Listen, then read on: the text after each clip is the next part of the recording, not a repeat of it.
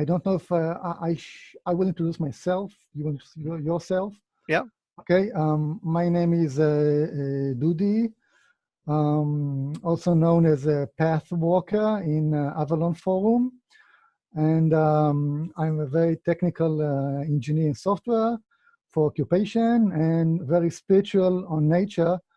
And I have a very inquisitive scientific mind, probing everything that I can, my conscious can expand to touch.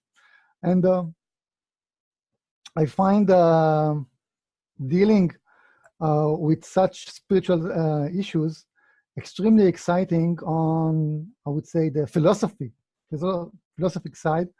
And very few people, I think, are able to address issues in a philosophical side, beside of being on, let's say, anecdotal side. He said that, and he said the other way, and what happened to me and what happened to the other side. And what else should I say? That I'm very excited. When did you get all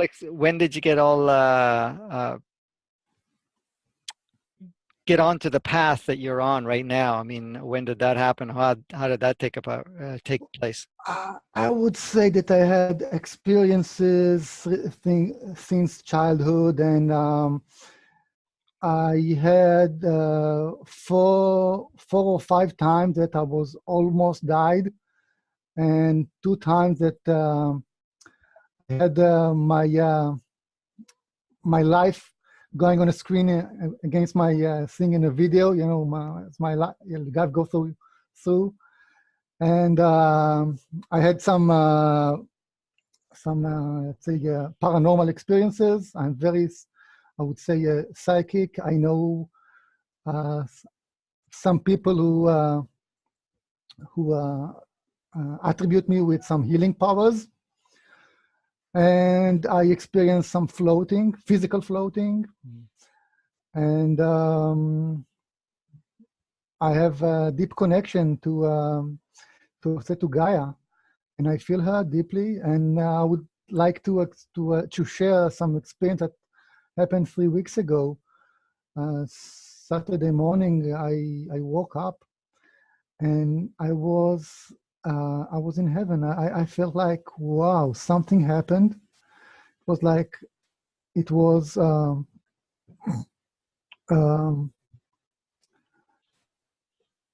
superior victory, and all is well, and I should stop worried, and I felt so grateful and so relieved. Never in my life such an event happened. That I felt so relieved when I woke up. Usually when I wake up from a dream, I remember some part of the dream, or I remember emotions from the dream, but never in my life I felt so let's say victorious and so relieved from as 3 weeks ago. And since then I'm kind of happily euphoric and dancing my way to the bathroom and back. Excellent. Well, that's a great experience. I mean, that's a lot of people are looking for something of that nature to get them going and getting them to see that there's something more than this world that we're living in, because we get caught up in our reality, and we see that the reality is the only reference point, and then we think that, well, that's the only existence. And when you have an experience like you just described, and there's different versions of it available too, that it is quite a shifting opportunity for people to kind of say, okay, there's more to this, and then it usually starts them down a path of doing further searching and tapping into themselves, right? You're really discovering, who am I? You know, like, why am I here? What am I doing? There's got to be more to this than, you know, I'm here and then I'm not here anymore, you know, type of thing. So yeah, that's an excellent experience for you. And as you described, you've started some time ago, very inquisitive and being very open to question. And, you know, the thing about being technical, analytical sort of thing, you tend to want to kind of understand the mechanics, and you don't get caught up in the other part of it where it says, okay, everything is spiritual, this and that, and we kind of understand it, but we don't understand it. Then we want to get into the mechanics. Well, how does it work? How does all of this? And that helps us connect with our human experience more, because there is sort of a mechanics that operates within our Yes. existence, right? Um, and so, because we operate on software, and we're basically programmed machines in a way, if you want to call it that. But before I go into that, I'll say my part, who I am. Well, a lot of people know me as Franco, and as for myself, Franco is somewhat typical human to some degree, not very much though, but in essence, the soul that embodies my physicality has chosen to partake once again on planet Earth. Right now, because of the changes that are taking place, the huge shifting that's going on in consciousness, and then shifting in dimensions, shifting in densities, and so forth, that because I've had been here, the soul has been here a few times and observed at different times.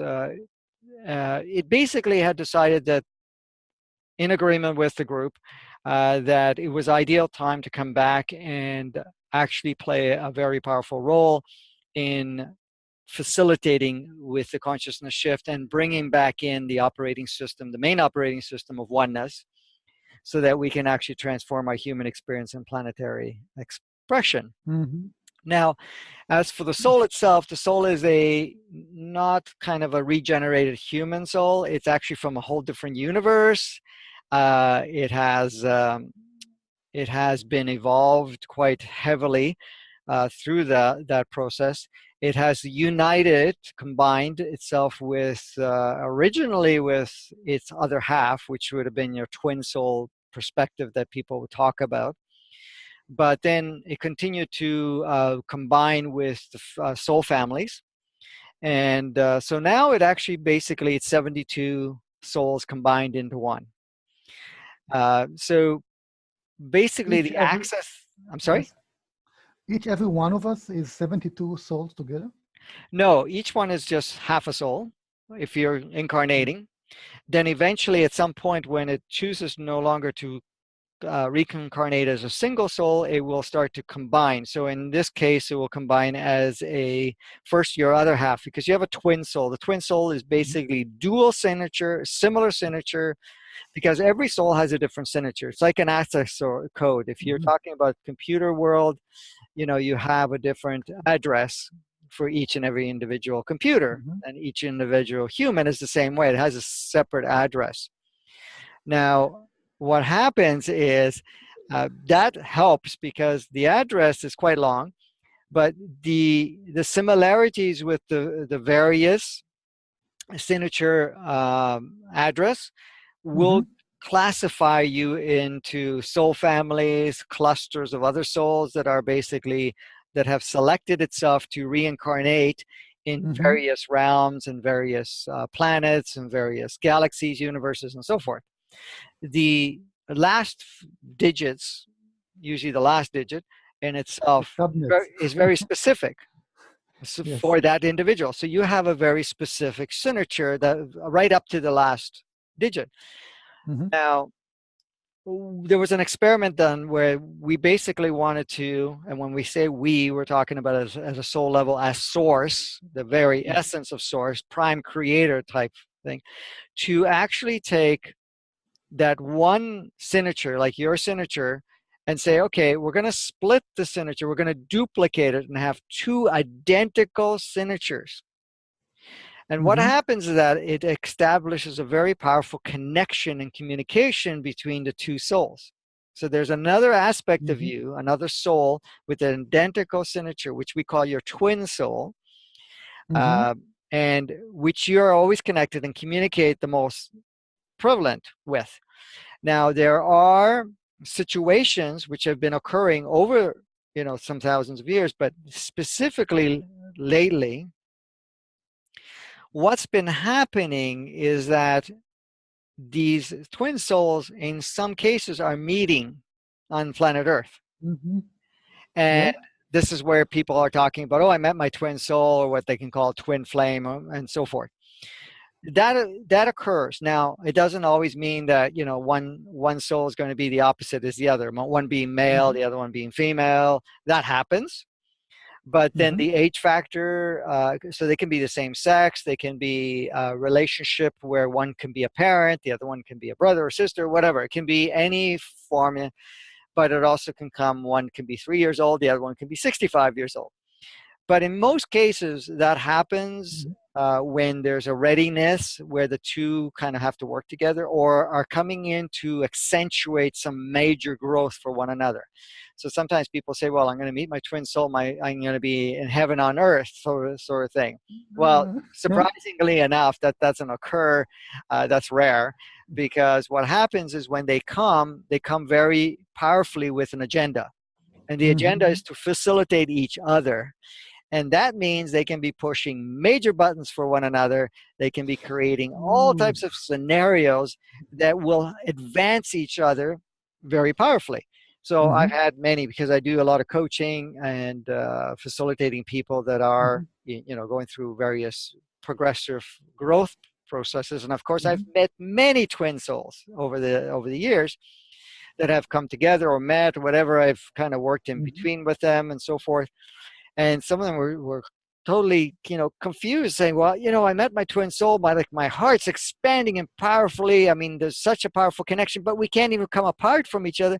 But then we can't even stand each other, we push each other's buttons, we're doing all types of things. And I go, yes, because the first prime agenda or motive for this is to facilitate for readiness. And if you're not both ready, you know, one could be pushing more than the other, or vice versa, but it's necessary at this point Mm-hmm. in time to prepare. And then once you're prepared, then you can choose to work with one another.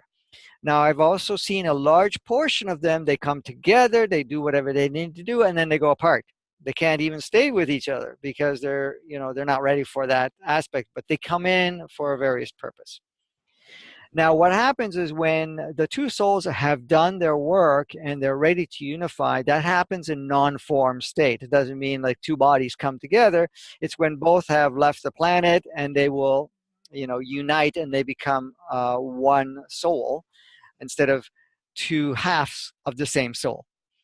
Now, of course, we have other levels of souls, which are basically our soul families, which are still part of us. The signature quite the same, Mm-hmm. except for the last digits. They're very different. So there's still a powerful connection. Now, Mm-hmm. what I want to explain, even in your twin soul, they can be on the same planet, which is a small portion. They can be, Mm-hmm. one is off planet, one's on the planet. One can be on another planet, and one can be on this planet. There's a lot of different combinations. Soul families are similar. Soul families are basically either one's on on another planet, or in non-form, and or they're in a readiness where they're just facilitating through the Mm-hmm. connections, you know, and that cluster is 24 souls minus your two, your half. So it's basically 12 souls with a oversoul in the middle, which takes the input from all of it. And then you have all the other souls around it. But you, being yourself, I'm just going to use you as an Mm-hmm. example, has split up. So you're part of that 12 that duplicated into two. So in actual, if you take the duplications, there's actually 24 with the oversoul. But that's connected to another soul family, which is, again, Mm-hmm. similar signature, but the last two or three numbers are different. You know, but there's still a level of connection. So the address, the way it's set up, what we call signatures, Mm-hmm. keeps the connection.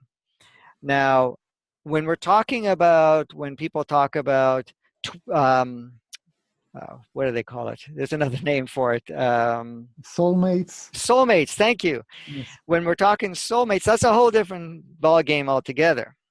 Mm-hmm. It's very rare that you're going to have a soul family member that's your soulmate, but that happens too.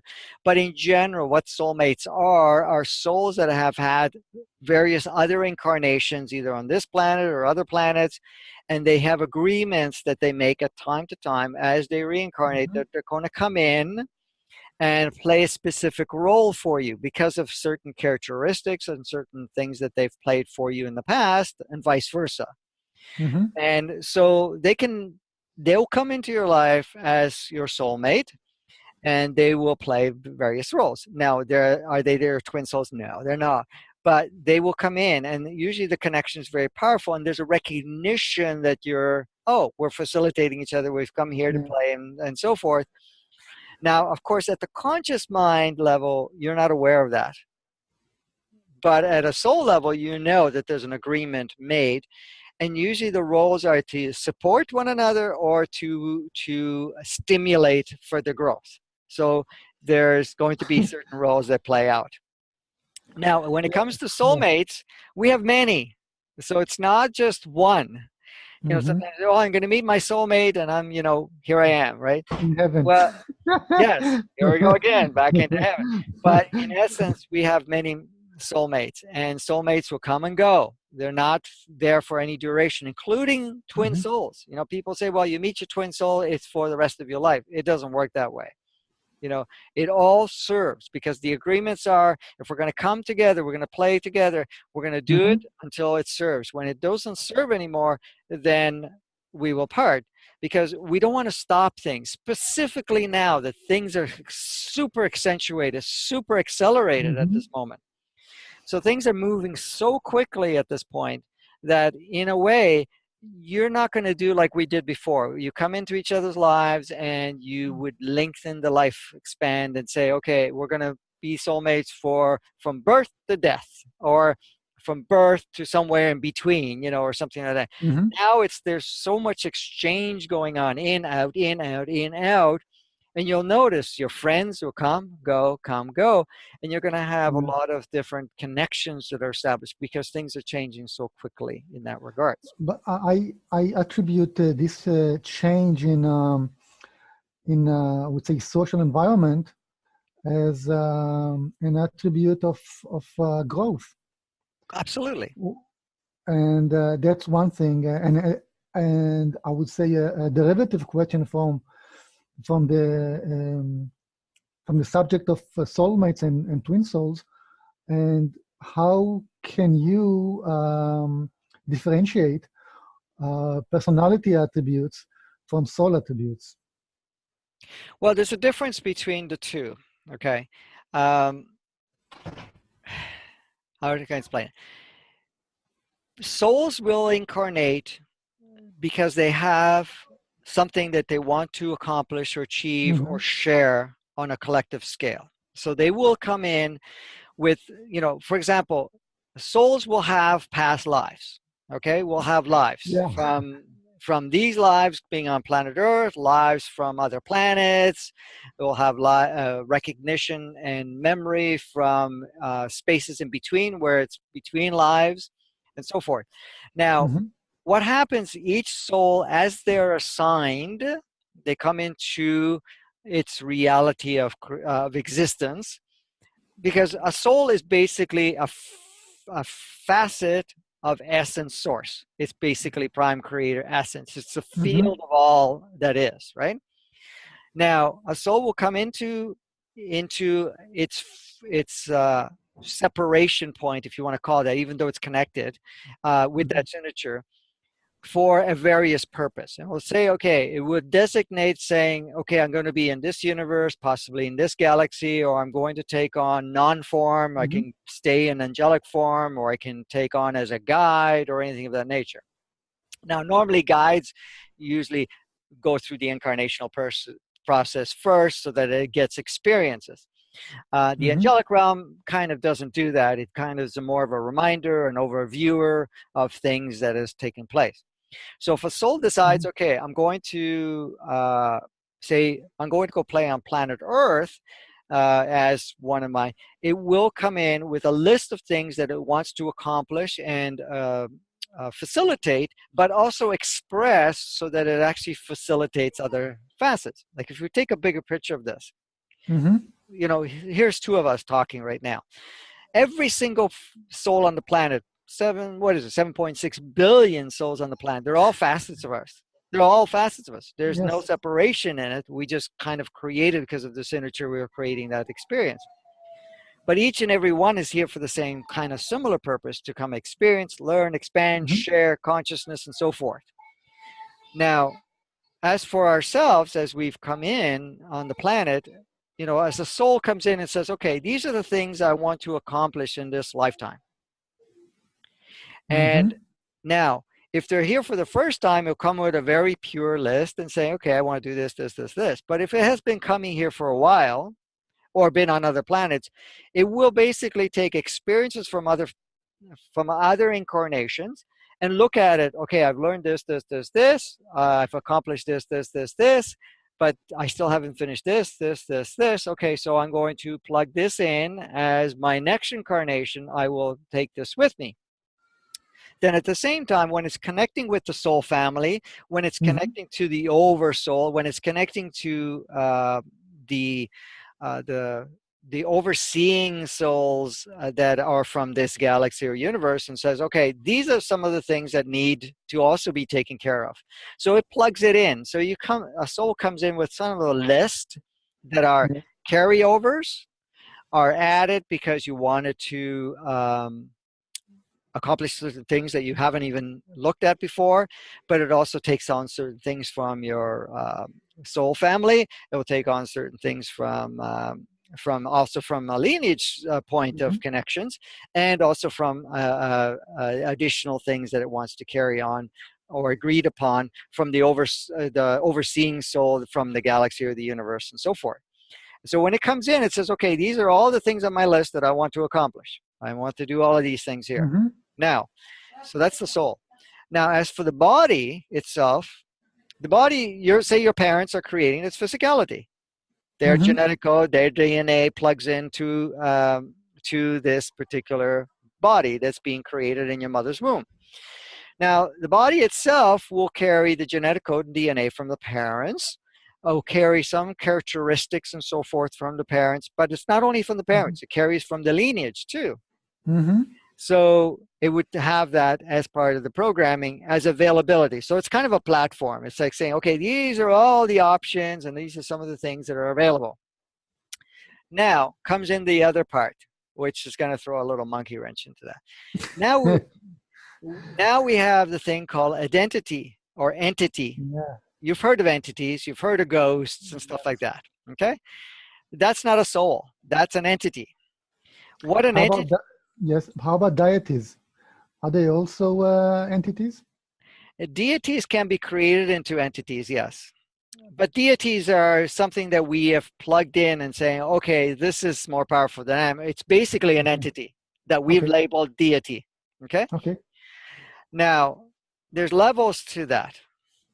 So what happens is there's a collective entity for planet Earth, which is a representation of the whole human experience. Okay? A soul is not human. A soul is source coming Mm-hmm. in to have a human experience. An entity is formulated and created through human operating system and the energies that it's stored and the memories that it's stored and so forth. So all of us have an entity. Now, it is very specific to our own. So it's an assignment. So what we call the collective entity, if you have a question, you can Mm-hmm. ask. If you have the collective entity that says, okay, this needs to be finished. So there's going to be a list of human aspects and so forth, which will carry characteristics. Now, you've probably heard of people that have incarnated and have very strong memories of a previous life that they had. For example, say there was a pilot. There was actually a video Mm-hmm. that was out some time ago. Yeah, of a child, yes. Yes, correct. Yeah. Now the child remembers being a pilot, remembers even the plane that he flew, Mm-hmm. what happened, and so forth. Now, is that coming from the soul perspective, or is that coming from an entity perspective? Mm-hmm. Well, because it's Yeah, go I ahead. believe it's an entity perspective because it's related to a specific event. Correct. And in Israel, there is I would say, a tribe called the Druze, D-R-U-Z people. And they are a very closed, I would say, sector or tribe. The religion is closed. No one can join. And they reincarnate in themselves. And every family have lots of stories of reincarnation.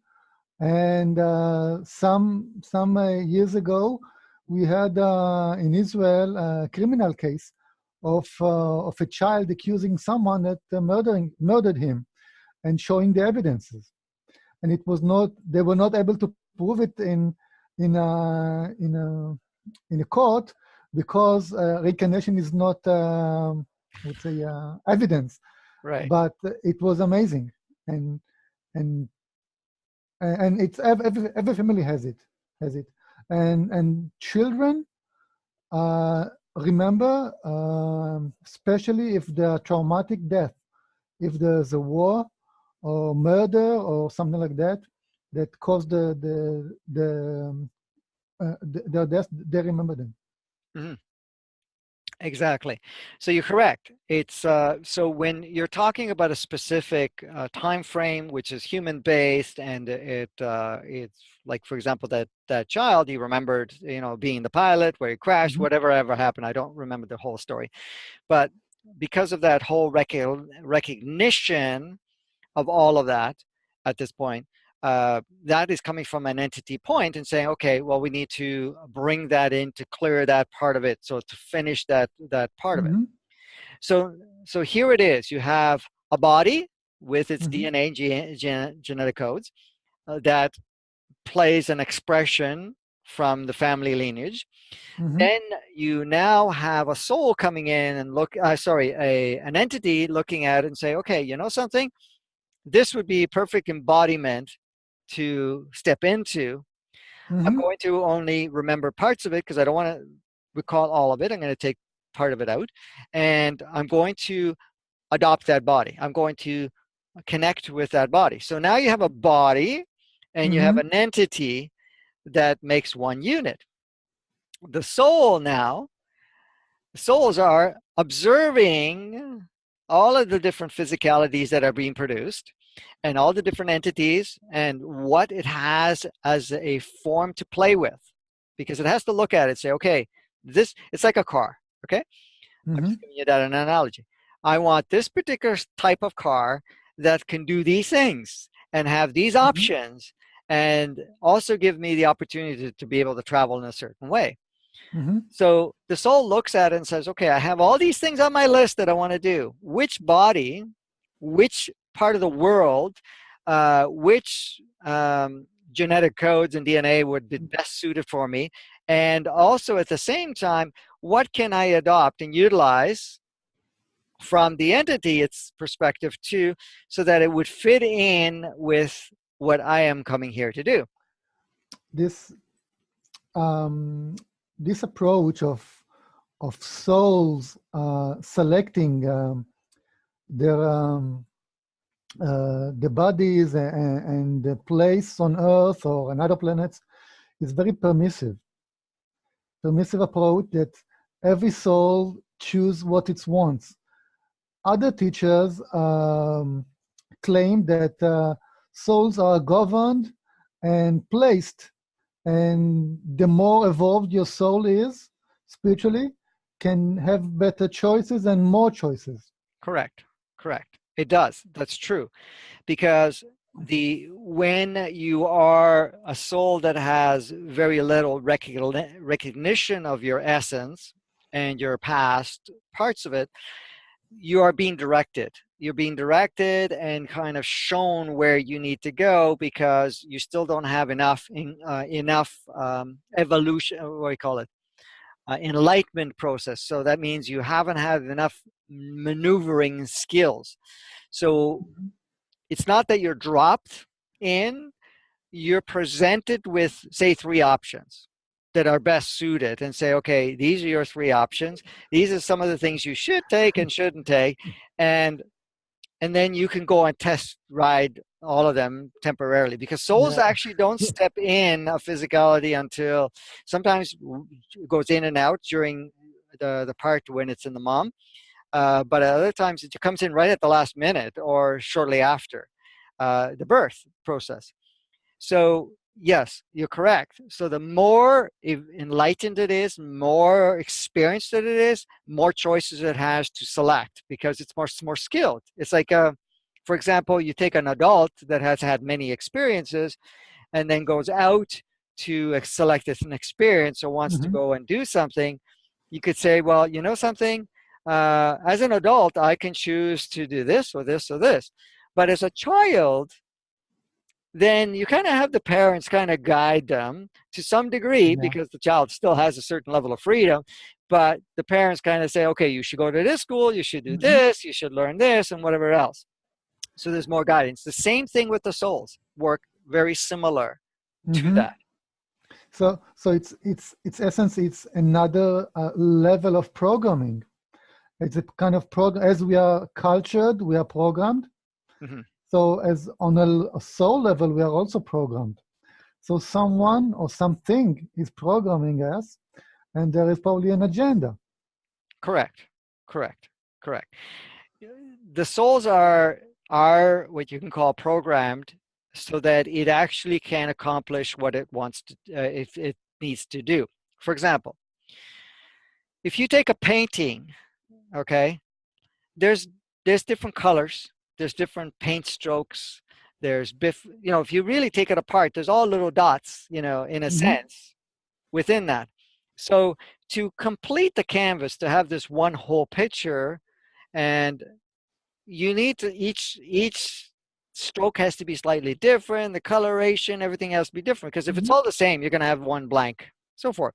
So Hmm. when it is programmed and saying, okay, this is your piece that you have to go accomplish, you're going to learn in there, you're going Hmm. to expand in there, you're going to achieve a certain level of expression and evolution, or what you can call enlightenment, but you're Hmm. just a small piece of another piece of the canvas.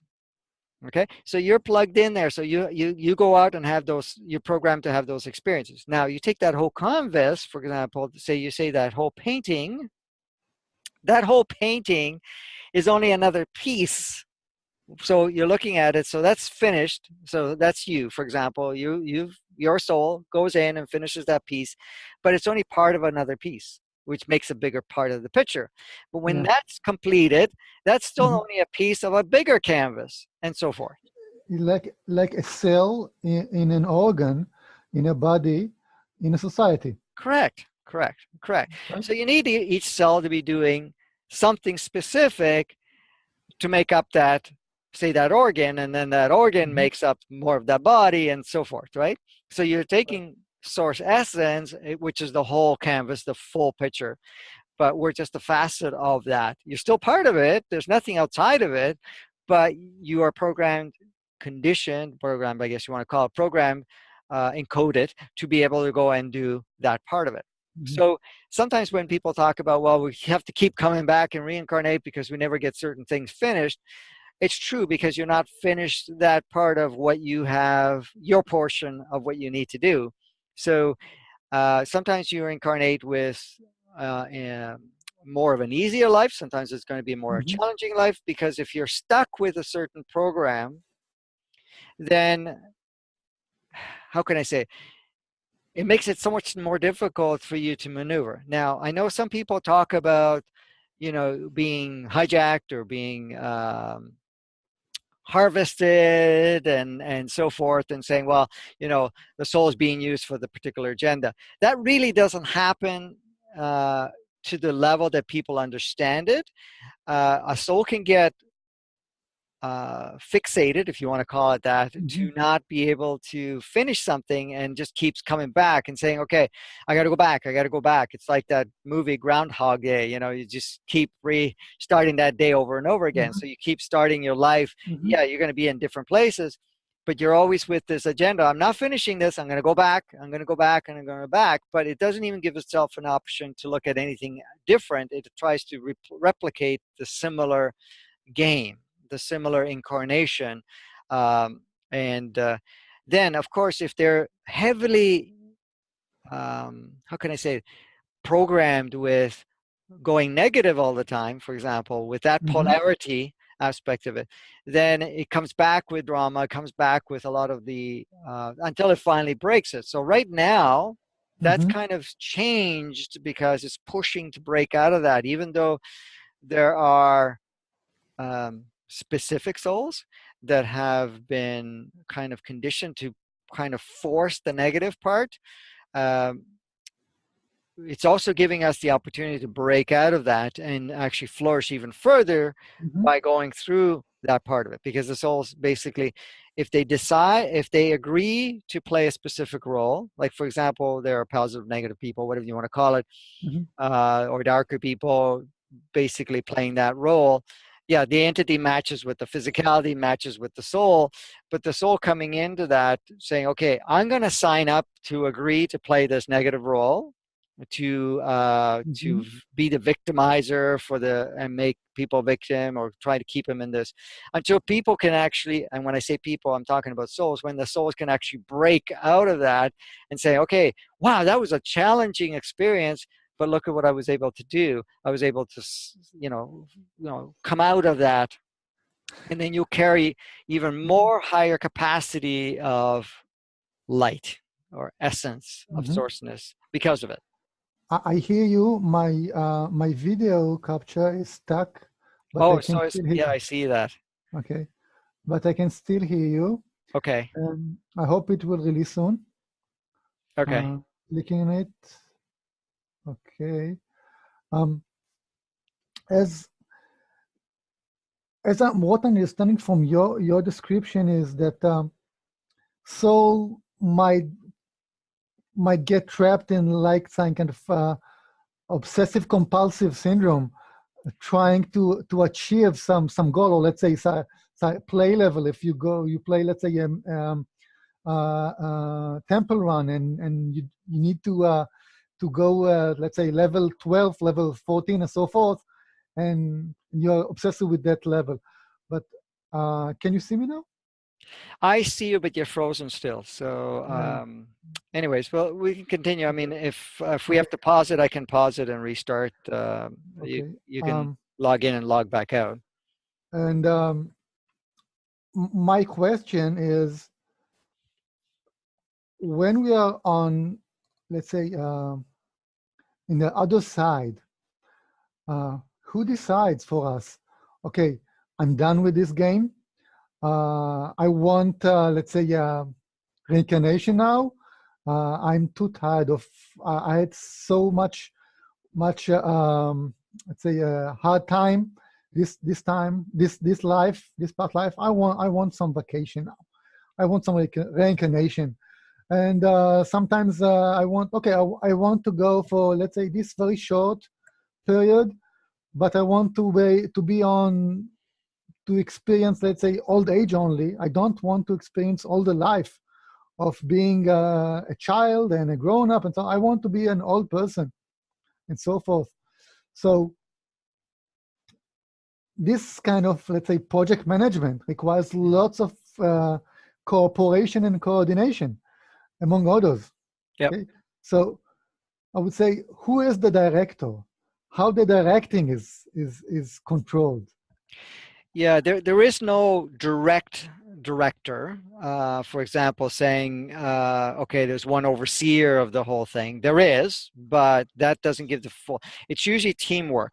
Okay, so your one particular soul will communicate with her soul family, will communicate with the major oversoul that looks after that particular galaxy, for example, and they will review things and look at certain parts of it and decide what to carry on with and not to carry on with.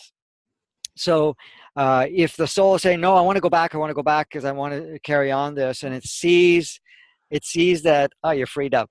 It sees that, yeah, that happens with the internet sometimes. I guess the internet's a little weak on your side, but anyways, when it comes to to that, there's kind of a group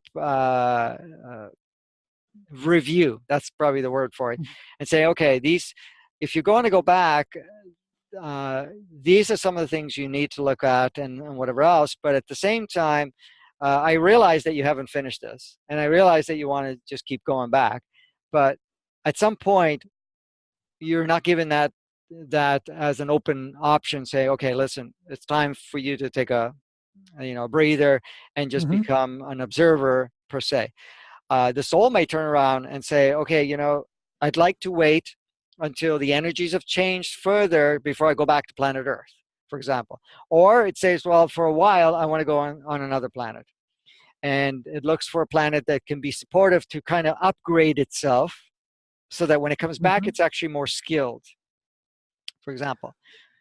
Now, like even my particular soul, for example, it basically it is one of the main souls that operates in a certain galaxy that oversees a lot of that. Mm-hmm. Now, because it's classified as a planet jumper, it doesn't have any home anywhere. It's like and none of us do. But what happens is we establish a home base where we've reincarnated the most times because we become familiar of that frequency, and that's where the soul sits. Mm-hmm. It says, okay, this is much more familiar because I've had many lives. So in my case, not to have that, or when I say my case, my soul, not to have that, it was just moving from place to place and never really incarnated anywhere any particular long period of time. And even then, it was more of a temporary projection type thing to gain experience. So when it came Mm-hmm. here, even when it came here, it was always for short durations, and it played very mystical roles each time. But in essence, just so that it would not come in with specific programming, it had more of an open platform. For example, if you've moved around and seen a lot of different experiences, you're not coming in with that tunnel vision type of thing where you see, oh, this is all I see and this is my only experience. You're kind of wide open. And the soul also maintained a source connection through source consciousness, universal Mm-hmm. consciousness, galactic consciousness, all in those clusters. So it taps into all aspects of that. So when it does go and take on an assignment like planet Earth, Mm-hmm. it doesn't come in, with a list of things. Well, I didn't finish this in this life. I didn't finish that. It didn't come in with any of that. It didn't come in with past lives saying, I got to do all of this. But it came in with an assignment. But part of the assignment, which was interesting, was to fully understand the human experience. And that means it needed to embody a full human experience, uh, engage in it completely, and also give it the opportunity to be able to maneuver itself within that. And there are souls that do that aspect of it. So is there just a council? Sometimes there is. You're going into a council, which is basically other souls that you have incarnated with or have Mm-hmm. played with, or there is no real hierarchy per se, but there are different levels of consciousness and experience. So certain souls will be involved in modifying planets, galaxies, universes, will be Mm-hmm. modifying physicalities, because we're basically light beings. I mean, we're all holographic expressions. We're not really real in, what we call it. This is just because of what we call density and the different levels of densities that create Mm-hmm. the physicality. But those are just what density is. It's just vibrations and how much light it carries, right? So it looks very real because that's how it's made up with. But in essence, when we're looking at how we're come together, we're just programmed and conditioned and put in different ways so that, okay, there's a form that can go and play on a planet, and this is so forth. Like even our human Yes. physicality, if we're looking at the human physicality, uh, we talk about, well, humans have been around for tens and hundreds of thousands of years and have been here for, billions of years or whatever it is. Yes and no, because if you look at our particular series of physicalities, it's only 15,000 years old. The ones that were here before were different series. and there were different programming. There, even if Mm-hmm. you know, like even Greg, is it Greg Braden? Yes, Greg Braden. He's been, you know, they've found through archaeology, found other human species. Some were huge, some Mm-hmm. were smaller, some were looked somewhat similar. But when they checked the DNA and the genetic coding, it was quite different. Had very little similarities to us. Mm-hmm. The reason is because new series, like we're seeded, for example, into planets as new series. So this particular series is the latest series. And of course, we're not even operating from the original design. That's like a whole Okay. conversation on its own. I won't even go there, but we'll try to stay Okay. focused on the soul aspect of it. Okay. So in the soul aspect of it, yeah, we have a team that kind of helps us walk through to, okay, what's your next assignment, where you come in and go out. Now, the difference that has occurred now, which I'm going to be specific with, is that Mm-hmm. when a soul leaves planet Earth, for example, when your soul leaves, or my soul leaves, or anybody's soul at this point, when your soul decides to leave the planet because it's done, or made agreements, because that's all fluid now, because our timelines are all fluid, they're not, you know, rigid anymore and fixed. When it chooses to leave, it now goes through a process which was not quite as established as it is now. For example, your soul will leave, regardless of what it accomplished or didn't accomplish. You know, if it finished all the things from previous lives, from your soul incarnation, from Mm-hmm. other points or entities or anything like that, whatever it has, that soul, it goes through what we call light realms. We just call it that.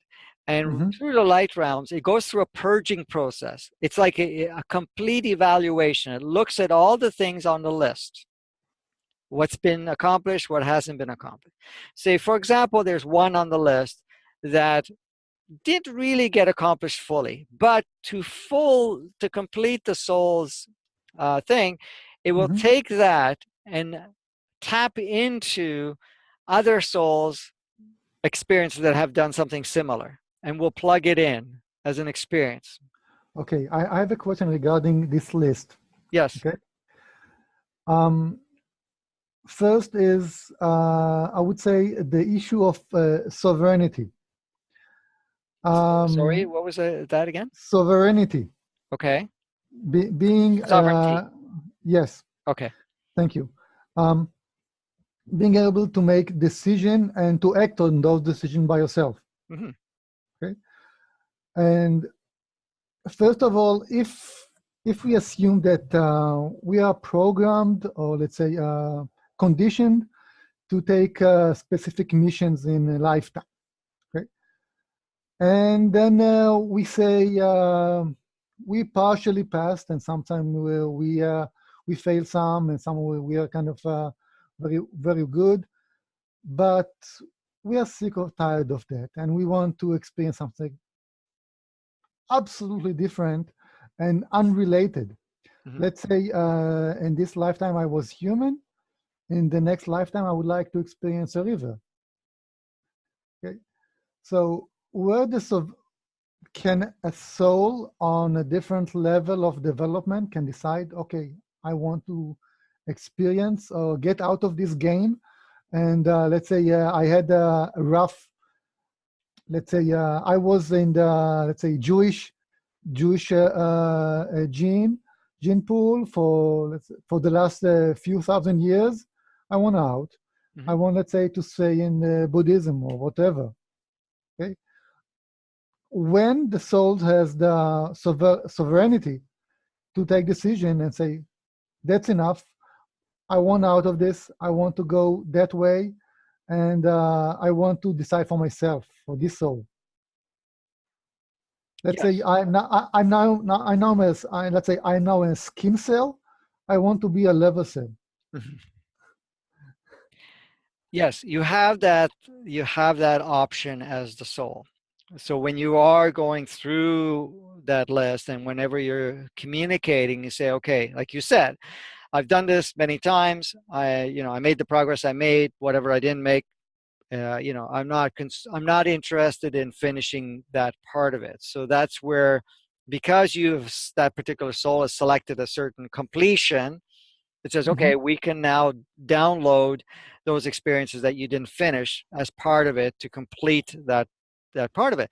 So the other stuff on the list, you can see if it's still applicable or not, if it's still relevant to Mm-hmm. where the collective soul is at, and where, or because if there's already been other souls that have been able to accomplish it, then we don't have to replicate it. Even though it's going to be slightly different, we don't have to replicate. We can merge all of that part in, and then you get Mm-hmm. kind of a open platform and say, okay, now you have an option to be able to select something totally different. Now, some of the stuff will still be applicable, but the thing is that the list that it comes in, for example, like you gave the example of the Jewish, so you say, okay, I've had the Jewish gene pool for 10 times, for example, and normally the soul will not replicate that over and over again. The entity may, yes, but Mm-hmm. the soul will say, done 1, 2, 3 times, and I don't need to do that again, because basically it's not coming in to be a Jewish gene pool or be part of that. It comes in to experience what it can learn through the gene. Mm-hmm. But it can learn that from Muslim. It can learn that through, like you said, Buddhism. It can learn through different experiences. It can be a man. It could be a female. It can be, you know, gender neutral. It can be whatever, right? Mm-hmm. So in essence, the lists are more generic. They're not, specific to what you would say, I have to incarnate as, a rabbi for the next few times until I get it, type of thing. It's not going to be that specific. Let's take, for example, the lineage of the lamas, the Tibetan lamas, Mm-hmm. and they have some kind of I would say authority called Rinpoche, which are expected to reincarnate again and again and again to lead and to teach. Mm-hmm. Right? Is that the choice, or they are, let's say, abiding by the collective request? It is the specific soul has the freedom to accept that, but it is still dictated from the collective souls, saying, okay, because of your experience, because of what you're capable of doing, and it sees the bigger picture. It's not going to look at, you know, sometimes the mind gets involved and gets a little difficult to sort things out. For example, like if we try to analyze it from the perspective of what we understand, it looks very different than when you're just a soul. Because as a Mm-hmm. soul, you do not carry rules to the same degree, or programming and conditioning to the same degree as a mind would. Okay, Yeah. uh, so it's very different, because I've worked with many souls that have left, and they come and they present themselves. I've called them in and whatever else, Mm-hmm. and they're very different. And when I've communicated with them, like for even an example, my own mother. She was Mm-hmm. very religious, very close-minded, very fearful. She had some certain gifts. She was able to see entities. She was able to, but she was so afraid of it, so close-minded to it, because she was so conditioned and programmed from childhood that was evil. All of that stuff was evil, and that was Yeah. the demons or devils or whatever you want to call it, and only God was God and Jesus was Jesus, or whatever her belief systems was conditioned for. So in essence, even at that, she you know didn't want to even go there. Now, of course, I could do the same and 100 times over that, but she was more afraid of me. So in growing up and being with her, and right to her death, and she died at 84, some 10 years ago now, uh, even then, up to her death, she still carried all of those perceptions and everything else. And when she died, she showed up which I had asked her originally, showed up 5 days after her death. Mm-hmm. And she presented to me you know, of course, it's not the same way in our physical form. She looked very similar, but transparent and also through a mind's eye.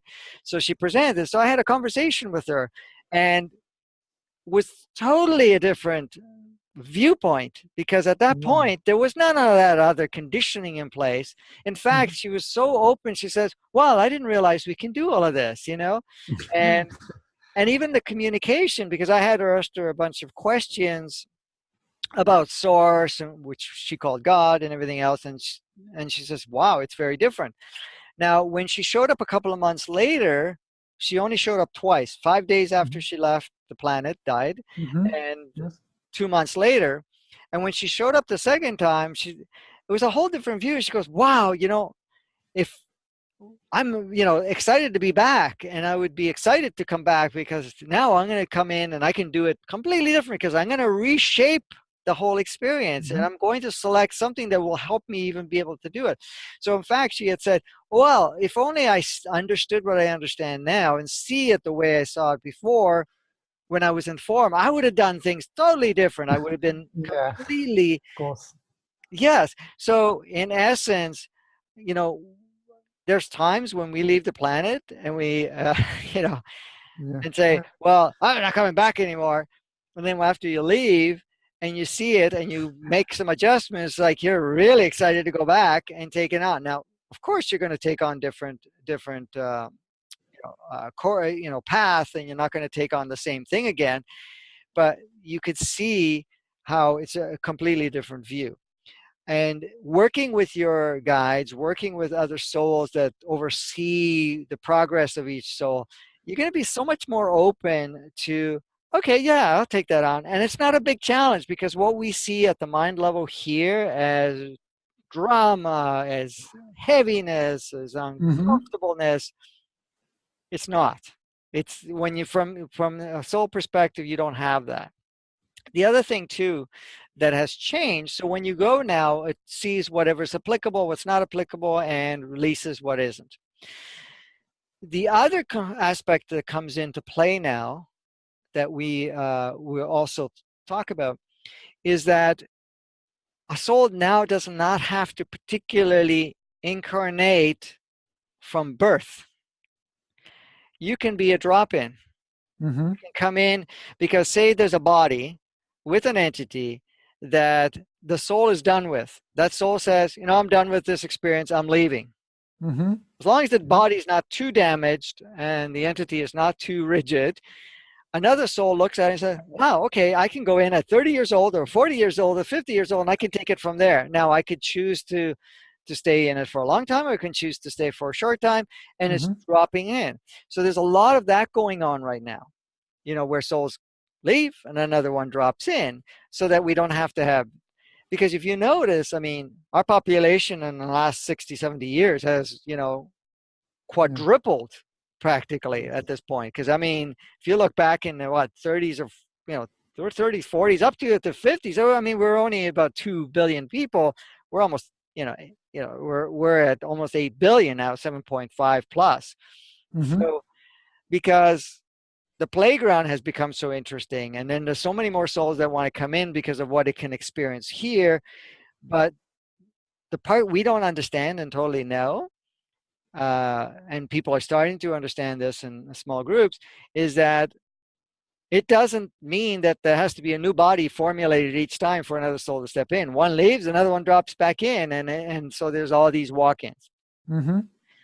The other part that's happening, and I know I'm going to start blowing people's minds with, but I've been talking about it for a little while now, is that there's a lot of soul swapping going on too. Say your soul says, okay, you know, this experience is too limited, and I want, for a period of time, I want to go take on another body for a while.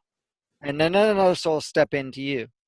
And there's soul swapping. So there's experience swapping. It's like car swapping, for example, you know, and say, well, Can we share? Can we share more than one soul per body?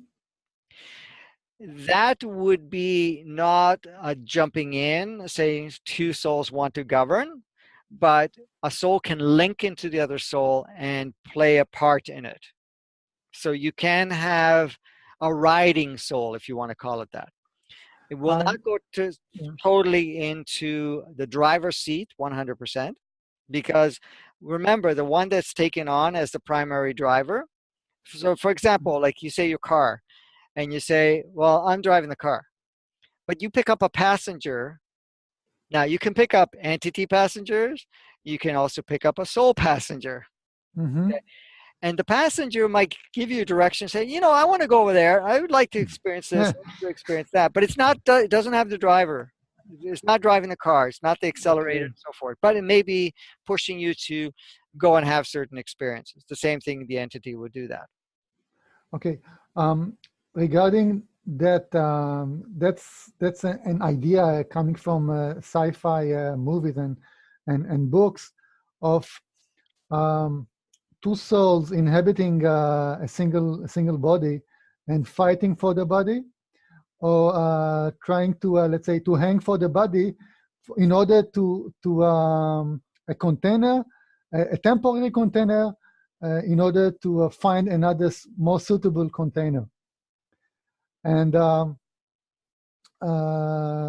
that's bring the question about multiple personalities, and what's called in Hebrew, it's called dibuk. I don't know, it's called in possession. Possession is the Possession, yeah. name. Yeah. And soul swap. And I heard that on life-threatening conditions, soul swap, also on the operation tables, Mm-hmm.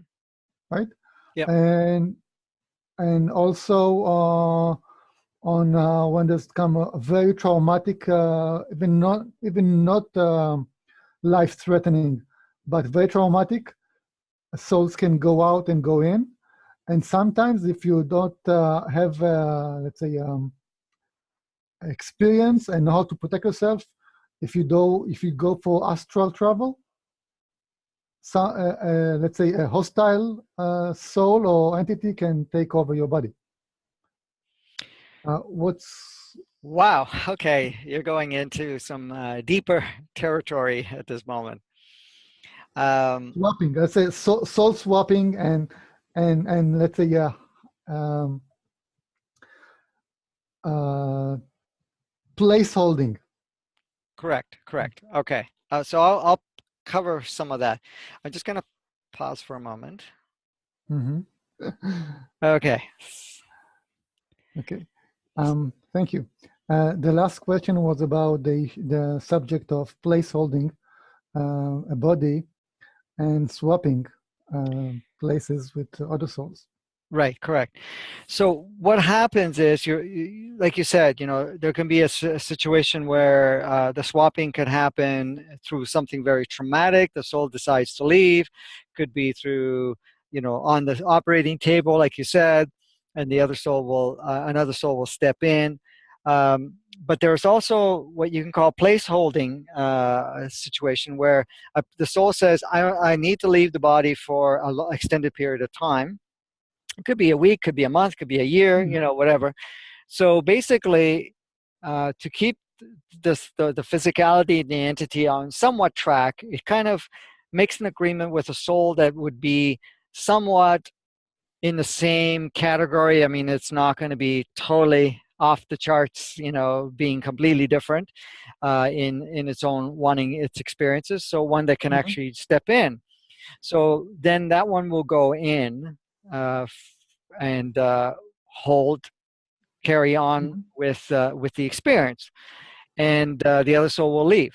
Like for example, my present partner that I have, in her particular case, she's had when she was born, she came in with one soul, and at age 21, that soul left, and another soul stepped in, and that soul took over. Because the original soul said, okay, I'm done with it. That's all. I came here only to have that part. Mm-hmm. Then that particular soul stayed in her body until she was 44. And then at age 44, that soul says, I'm done. I'm leaving. And another soul came in. So she was on the third soul. So that carried on for a period of time.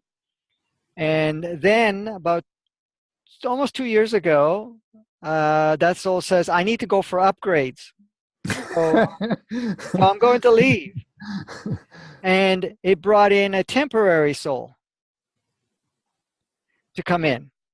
And that temporary soul was for 4 months. And so my partner, I did not know her when she had the first soul or the second soul. I only met her when she had the third soul in. Mhm.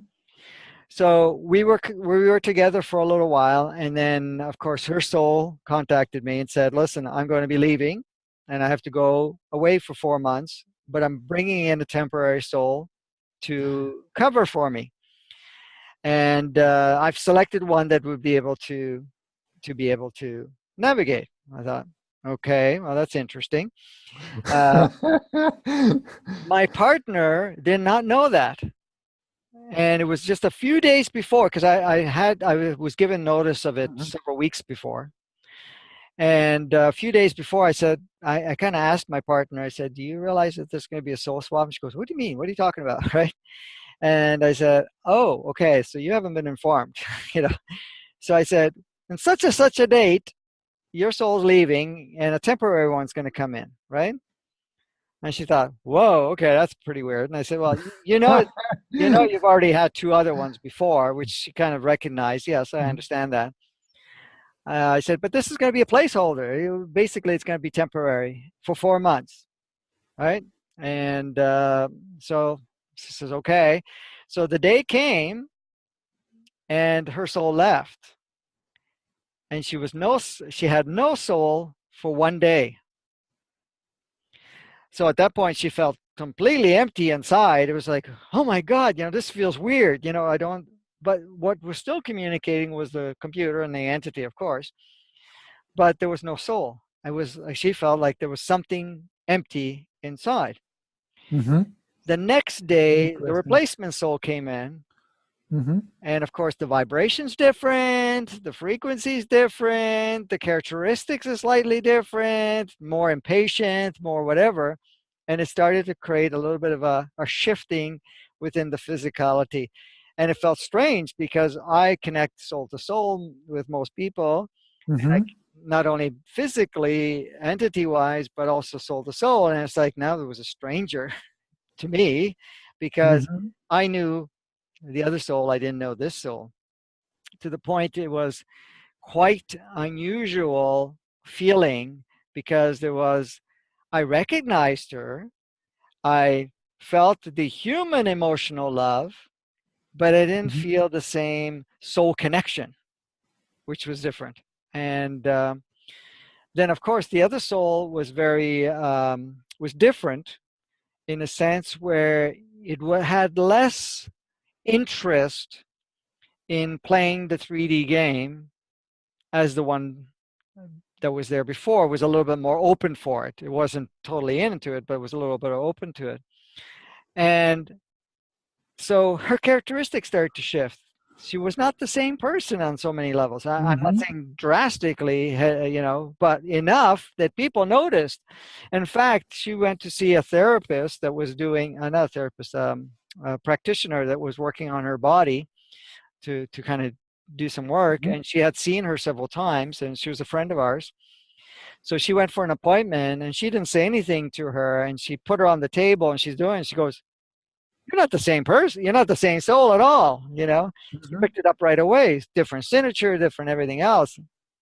And but a lot of people that knew her more intimately and understood her on a soul level noticed it was a different soul altogether. So, anyways, after the 4 months happened, that soul that was temporary placeholder left, and then there was one day with no soul, and then her original soul came back in, or not the original, but the one that was there before, which was number three, uh, came back in, and I'm telling you. It felt different. It was much more energized, and now she does energy work on people. Mhm. So she normally has done energy work on me in the past, but because of the way my energy works and so forth, I rarely feel anything with her. But other people get, powerful transformations go on with her. Mm-hmm.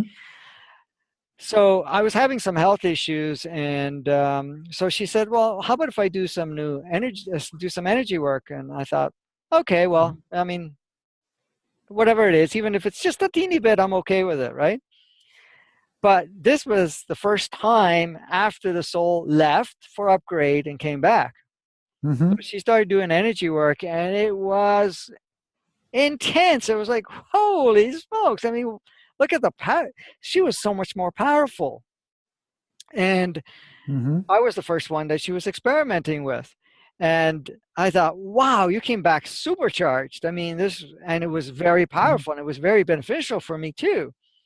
And so since then, I mean, of course, she has progressed quite a bit because of that 4 months that it left, and for its upgrade, plus the energy work and stuff that she does now is much more powerful than it was ever before. So these things happen. Now, when it comes to what you were saying about another soul coming in and muscling in and saying, "Oh, yeah, no, you're out, I'm in, I've taken over," or something like that, that really doesn't happen, because there is a what you call higher authority sort of thing that kind of oversees that. So it doesn't take your sovereignty away at a soul level to say, well, oh, you're bumped off this physicality, I'm taking over, type of thing. Or goes in and starts to fight over it. You may have a soul that wants to step in, and if your original soul says, you know, I'm iffy about leaving, then that other one can come in and they can kind of share it, take turns a little bit, because that one is kind of one of the ones that's looking at taking over, because the other one's going to leave. So there's going to be a period of time that could be doubled but it's going to go from one to the other, like navigating. It's going to swap seats, sort of thing, to kind of get a feel for it. But that usually doesn't go for a very long period of time. That usually is only for a shorter period of time. And when I say shorter, it can be days, weeks, months, sometimes, but doesn't really go beyond that. It doesn't go like years or anything of that nature. So you'll have that kind of taking turns. When it comes to saying a possession, that's different. That's an entity. That's something has nothing to do with the soul itself. The soul can get caught up in it, especially if the soul allows it. But in a way, but I wanted to mention something else that's part and parcel of that. Oh, geez, it slipped my mind now.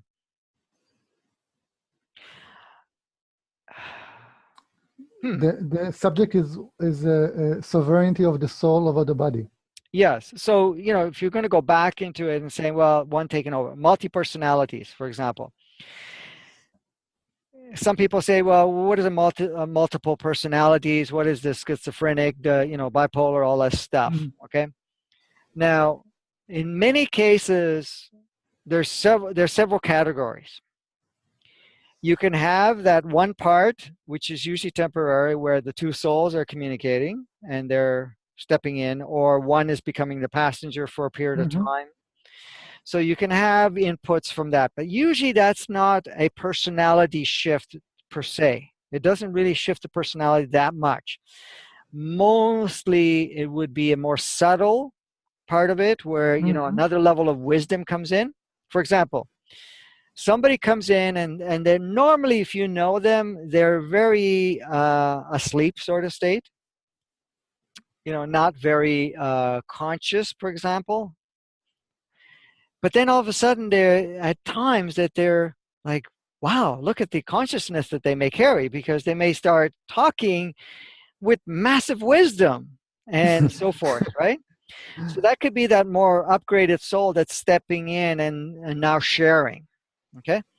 Other things that can happen is also channeling. So if that soul says, okay, I'm going to open myself to channel from another soul that from another level, coming from another planet, or being a non-form, or has been on the planet before but is a non-form now, you can channel that. Or you can channel a version from a parallel world soul type thing. So you have that part. The other part that comes in, which the multi-personality can come in at times, is where entities attach. Okay? Mm-hmm. So you're going to have other entities that are free. For example, say there's going to be several entities that don't want to leave the planet because it still wants to attach to physicalities, to other physicalities. Mm-hmm. So you can carry more than one person, one entity. You have your home entity, the one that's basically the governor, and then you can be attaching other entities. Now, what happens that usually doesn't become a higher entity, because entities that are much more evolved or higher of a higher frequency Mm-hmm. normally do not stick around and start attaching to other physicality unless it wants to communicate and says, okay, I'd like to communicate to Charlie because I don't have a physicality anymore. So it will, ask that entity that's in one physicality with that soul, say, can I come in for a little while and communicate? And it could do that. Mm-hmm. But what happens is when people are very low vibration, or they drink a lot, or they take certain drugs and so forth, their vibration lowers so low, or if they're really caught into drama or caught into, Mm-hmm. sometimes even religion does that. And if you're really into fear state and whatever else, because it proposes that, it lowers your vibration to a point where entities that have a lower vibration will find, oh, there's a matching energy, I can go in there. And then you can be attached entities. You can Mm-hmm. have several entities. And then that's where the battle comes in, because they're going to start fighting for a navigational position to some degree. And you may have people all of a sudden change completely personalities, and Mm-hmm. and will be more than one person. It can be one person, then a two person, then it can be three person or whatever. um, so that's one person, another aspect. The third aspect it would be is a fragmented ego. So what happens is the ego fragments and kind of starts taking on different personalities. So maybe there's two gene pools it can tap into. So the ego mind can actually take on the different, how can I call it, different characteristic or lineage characteristic viewpoints, and it will fragment itself. So basically, the ego will be one, two, and then the soul, and then the entity. You got now four different parties kind of dancing in one physicality. Now, normally that's kept in check. So, like, we do have it, and I'm sure you probably notice at times your ego will say one thing Mm-hmm. and then it says something else, and then you have your higher part of you coming from this level of communication, which is not, it's from a heart Mm-hmm. chakra point, which is now also communicating into your right brain, and then communicating to the left brain and so forth. But you can have all of those in check. So it says it takes turns kind of fitting in. You're not going to go too far off with one personality versus another. There's still a similarity. There's a Mm-hmm. blending, but there's certain parts of you that come in without, showing up as schizophrenic or showing up as bipolar or possessed or anything of that nature. Now, Mm-hmm. if a soul, now this is the other part, the souls tend to leave a lot.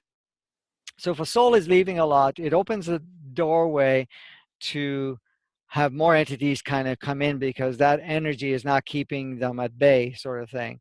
Mm-hmm. Or if it's astral traveling and it leaves the body empty, sometimes you're going to have these stragglers come in that are from the astral plane to come back attached to you, sort of thing, Mm-hmm.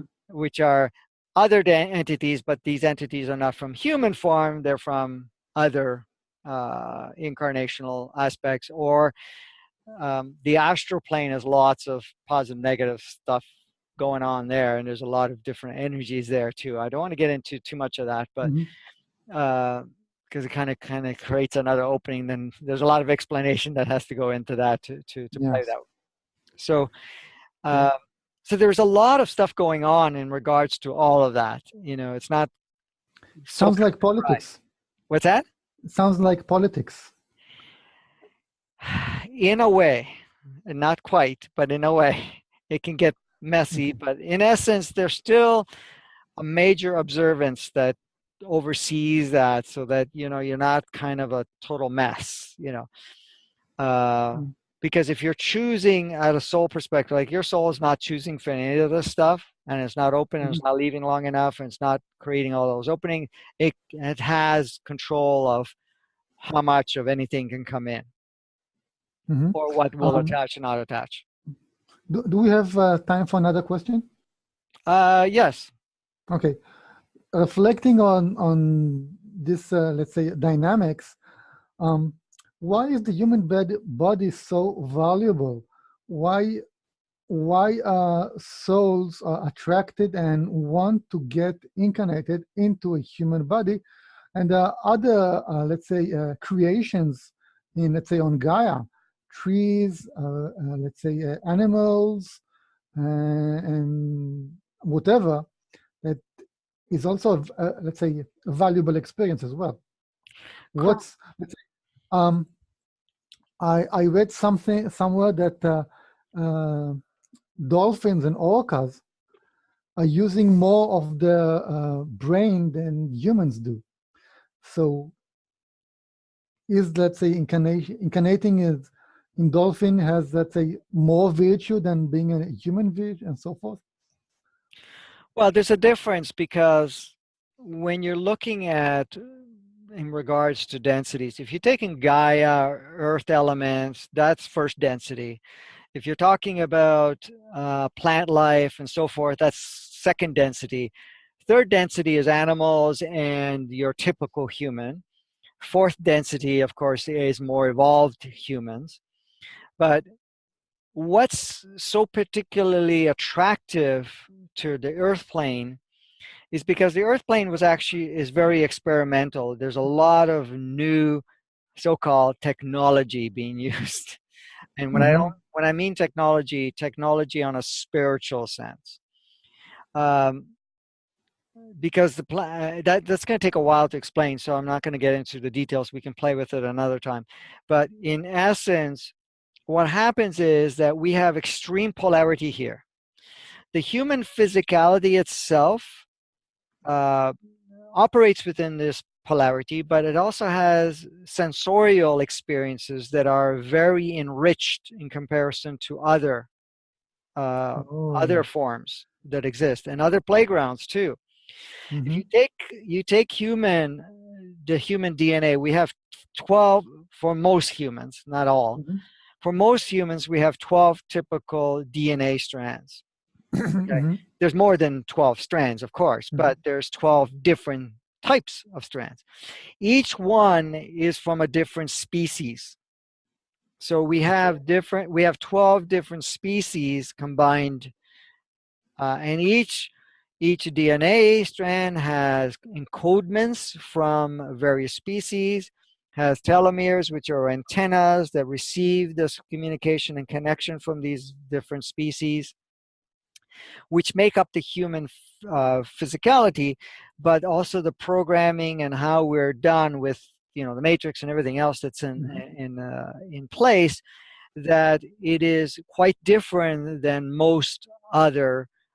There's a level of uniqueness, but also what's intriguing about being on planet Earth is that we are going through a major, powerful transformation, which is collapsed time, and we are using all the polarities, but also higher levels of consciousness, and plugging it all in and fast tracking everything so that everything is so compressed and happening so instantaneously. And also with timelines collapsing and opening it up into a fluidity, so that really what exists is only moments, which each moment creates only the next moment. We don't even actually have a future per se, because we have potentialities, but potentiality with no form, potentiality with no design, because we are designing it each moment. So what's so particularly interesting is a soul coming in here gets to feel much more of what he never been able to experience, even on having many different physicalities on different earth planes, or different planes of playgrounds, because basically what a planet is a playground. And so in other sense, it's kind of a sensory playground while being on the other plane, it's not sensory, it's, let's say, astral. So, Yes. um, and what about, let's say, being a dolphin or an orca? They have extended senses as well. They Correct. have the echolocation, which we don't possess. Correct. Correct. So they're first of all, they're species from another planet. Most of Earth life here is they're species from other planets that have been Mm-hmm. slightly adopted to be utilized here. But yes, the dolphin's experience, I mean, it has certain things that we don't have active in ourselves because we've kind of deactivated many, because we're even as a physical form from our original design, we Mm-hmm. have many more capacities and capabilities than we are utilizing. And there was a whole purpose of how that was all turned down, turned off. Of course, now we're looking at reactivating most of that at some point in time, and some of that has already started. But you take the dolphins and the orchid and so forth. When they're here, when they're doing what they're doing, they're also receivers. They're receiving and communicating and so forth, and putting that into the collective of the soul collective too, in essence. So there's another level of enrichment that has occurred. So there are going to be, you know, um, certain species that are coming in to Mm-hmm. observe. Now, in saying that, a lot of the souls that have been coming on to the planet are not, souls that have ever been on planet Earth. Many of them are coming from other galaxies, other planets. A lot of them are coming from non-form that have never incarnated. There are species that are coming from other complete solar, different star systems. Mm-hmm. That are coming in. So there's even much more blend taking place over here, taking on a human form and so forth, and adopting and modifying it and so forth. There's so much going on. If you have to look at it, it's mind blowing for how much of it is taking place right now. Um, how are you in how are you in the time with the time? I have 5 more minutes. Okay. Um, as regarding this, let's say, I would say collage of human experiences. Okay. Um, how do all souls, let's say experienced souls, human souls, okay, are characterized or let's say differentiated from new souls? And not just by reading the aura, but let's say characteristics of the personality. Okay. Usually, okay, when we call old soul, new soul, basically, I mean, all the souls are the same, but what an old soul is referred to as a soul that has had many, many experiences and has become more enlightened, versus a soul that has never had incarnation, never had taken on form, has been much limited to its exposure. But then there are souls that are actually brand new, in a sense, where they've first time they actually become not separated, but signatured or encoded to have an isolated experience while being in the collective. So it's always been in the collective. So that particular soul still has access to everything that's going on because it's still Mm-hmm. part of it. But when it comes in as a new soul per se, a soul that is now being signatured, it actually trims off its accessibility to the vastness of sourceness so that it can actually start fresh in its experience. Now, it never comes in as fresh as the originals because there was so much territory that didn't even exist. Now there's territories that does exist Mm-hmm. in the playground because you're looking at the whole tapestry now. There's already a lot there. So it's coming in. Now, how do you differentiate? Normally, a brand new soul will come in, and it depends on if it's coming in for the purpose of carrying a certain level of enlightenment. So that new soul will not have baggage per se, a lot of experiences, but it also has source experience much more connected to that. That's one series. Another series of new souls will come in and not have any experiences and will be completely open to play with whatever it chooses to play with. But it gets new assignments. That's going to take a while to explain that part too. But then when you're talking about the old soul, that soul is experienced. That soul has experiences of different, could have different planets, can have experience in human form. So it knows how to navigate much more, and there's a much more calmness, much more wisdom that will relay for them. Mm-hmm. Um, and it has access to other levels of consciousness rather than a limited access where it's just focal point as a grant. So for example, you could take a new soul that has more source consciousness, but when it comes to connecting to the human experience, it doesn't know how to navigate the human experience as well because it's never had one. He's never taken on form before, so everything is new for that perspective. But it has a wisdom of sourceness sort of thing. Where a older soul that access has access to wisdom of sourceness, but has also had incarnational experiences on this planet and other planets and so forth, will come in much more experienced in navigating and will have wisdom on how to understand the operating system of the human, for example, or the That's what you operating call of a next street level. smart. Sorry? Let's say an old soul will be a street smart, Yes. while yes, I lack that smart, that wisdom. Yes, yes. I have technical wisdom, but I lack. So the street smarts, that's good. Thank you for saying that because that's a really good analogy there. So the street smartness is actually has levels to it. So you got street smartness of planet Earth. So it's actually evolved and learned so much about how to navigate on planet Earth and how it's been that. But the next level of street smart is from a collective consciousness, then there's a galactic consciousness, and then there's a universal consciousness. So it has navigational experience of how it is on other planets, and it may have memories of that, and may have accessibility, how that works, or how it's on different galaxies, or how it's on different dimensions, how it is on different densities, and stuff like that. So there's different levels of street smarts that you can gain. So when you can say, well, a really experienced old soul has street smarts of planet Earth, street smarts of all the other levels too. Yes. Okay. Okay, are we out of time?